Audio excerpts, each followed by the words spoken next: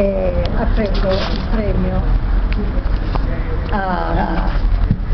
nella provincia di Agrigento, dicendo all'uomo il rispetto che deve portare alla donna.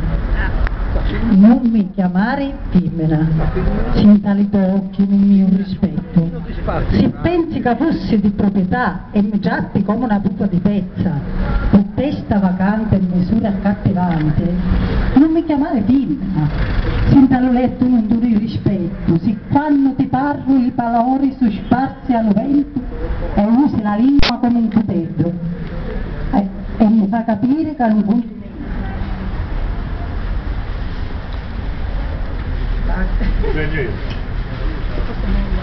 Così è più sereno.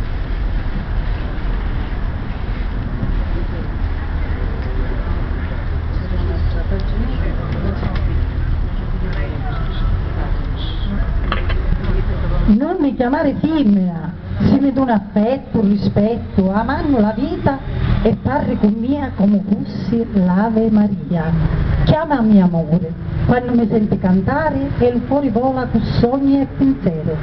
Chiamami femmina di panza, con tanta sostanza, quando apprezzi chi tu faccio, quando i nostri occhi e la mente sono in sintonia, magari sbagliando e ridendo insieme a mia. Chiamami amore, quando nasce la magia, già tia e mia, quando la nostra è sana e Dio.